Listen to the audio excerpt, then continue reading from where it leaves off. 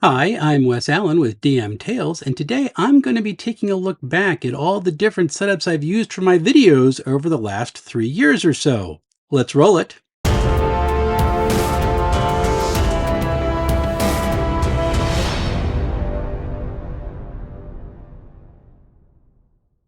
Before I get started, don't forget to like, comment, and subscribe. It pleases the algorithmic overlords, and it does help out the channel even more than I knew.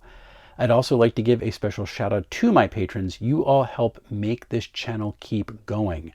So if you'd like to join the DM Tales Patreon community, there is a link to the description below.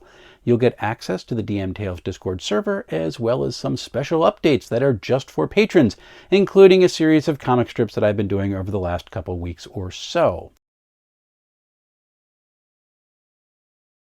So DM Tales got its start during the pandemic. We were about a year in. We were at that second wave in February of 2021. And I had just about had it with lockdown and limited folks being out in public and not being able to see family. It was really a tough point. So DM Tales was really a lifeline for me at that point, which was wonderful. And I did have some video equipment handy, so I decided I would try to start shooting videos that showed some of the stories of the games that I was running online, or only the one game that I was running online at the time, which was my 5e campaign. So I pulled out my camera because I wasn't going out and taking pictures at that point, and that was this camera. This is a Panasonic Lumix G7, which was already pretty old by the time I got it, but it is a really nice camera, and it's still pretty nice. It takes really good pictures, and it takes some very, very good video. It can shoot up to 4K. I think it can do 4K 60. You need to confirm that. And it also has a really nice, or had a really nice preamp for a microphone jack. So I could plug in a microphone, and I got this microphone, which is the Movo VXR10 Pro. Now, this was really nice audio for the time. It's directional. It is a cardioid, not a super cardioid, but just a cardioid mic. And it's not powered, so it's not like a full shotgun, but it did a good job isolating my voice for my videos. Okay, so this is the camera that I was using for my videos when I first got started. And this is the same microphone that I was using back then too, the Movo VXR10 Pro, which was a nice little mic that I had at the time. I don't have it at the same distance that I was using it back then because that cable has gone bad and I can't stick it on the tripod in front of my face. So it's going to be a little quieter. I'll get it boosted up a little bit in post, but this is a good approximation of what I had at the time. So the Panasonic was great, but there was a problem with it. It just took a lot to set up and break down. I had to put the lens on, I had to put it on the tripod, I had to get it balanced, I had to connect it to Wi-Fi, and the Wi-Fi connection was sometimes flaky.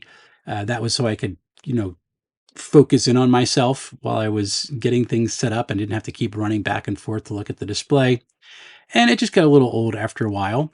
We were streaming at our church worship service, and we had gotten a Mevo.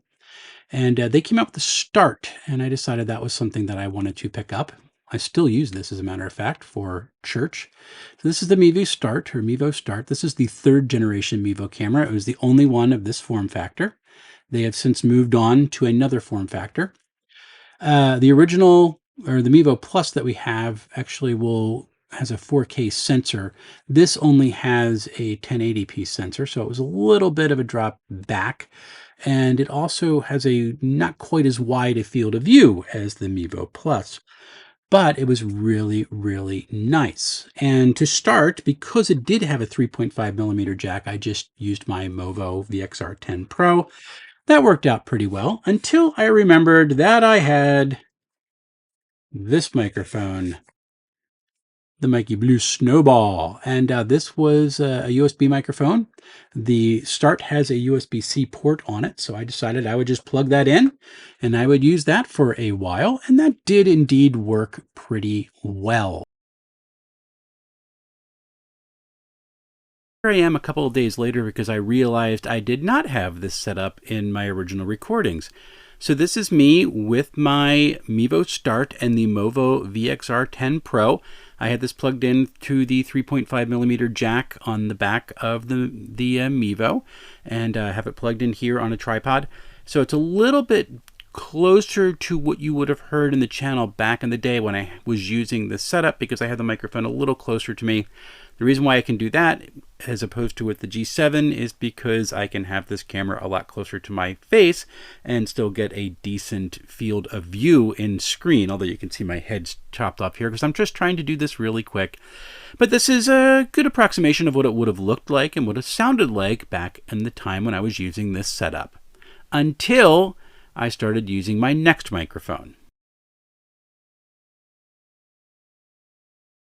And here I am with my second microphone, which is the blue Snowball, which I really did enjoy. It was a nice introductory USB microphone that had pretty good quality, but it has a mode switch on the back, and it was beginning to get loose. That was creating some electronic noise in the background towards the end of my use of it. And in fact, as I was recording this video, I forgot to check that toggle switch, and I was having some of that noise play through, which really gave me the impulse to go out and get an upgrade. This is the microphone that I am using for this recording, though, so you can see it sounds pretty good. So here I am on the Mevo Start camera. I have switched over to my Rode NT USB Plus, which is the USB version of their NT USB microphone. This is a really nice microphone that I like a lot. And you can see the Mevo Start has got pretty good video quality. It is capped out at 1080p. It's not quite as sharp as what we had with the G7, but I do have a wider field of view. So I have this camera really close to my face because otherwise I would be seeing like the doorway over on the side over to my right. So this was a really fun camera to use. I did, like I said, enjoy putting it up on my iPad to be able to frame shots. However, it just got a little bit limiting because I knew that they were moving on to newer product. I didn't know if I wanted to continue with the line of Mevos because they're going with more interchangeable lenses now, and the prices are getting much, much more expensive, although they are really nice cameras. And also, I wanted something I could take with me to different conventions. And because the Mevo doesn't have any type of display, I need to connect it to my phone via Wi-Fi. I just didn't trust bringing it out with me onto the convention floor. I was afraid I would lose connection and I would just lose total control of what I was creating. And so I've moved on from the Mevo in just the last couple of weeks. And that leads me to my current setup, which is either the lav mic or the Rode NT USB Plus and the DJI Osmo Pocket 3, which is a phenomenal camera. This is something that I absolutely adore. I have taken it on walks. I have taken it down to the river. I have used my lav mic with it. I've used the Rode microphone with it, and it always looks and sounds really, really, really good. So I am really looking forward to having this out on convention floors in the coming year. I'll have it at PAX U. I'll have it at Page 2. And hopefully, if I get a grant, I'm going to be going on to a couple of larger conventions over the summer of 2025. And that will be wonderful. But it's kind of a fun journey through. Now I can shoot some higher end video. I have a computer that I can actually can handle it now, and I can color grade it pretty good. I haven't even used the flat color space with the log color settings yet. So that's something I'm looking forward to getting to eventually. But it's been a lot of fun, and I hope you can see I have iterated through a whole bunch of different cameras and microphones. Nothing has been set or stabilized. I'm always looking to see if I can improve, trying to pick up little pieces of equipment here or there to make things a little bit better. Didn't even mention all the lights that I've tried over the last 3 years, but it's been a lot of fun. And so if you're getting used to or trying to start up a YouTube channel and you don't think you're quite there yet, just use what you got. Of course, you can use your phone. This is probably one of the best cameras that most people have, and enjoy what you make.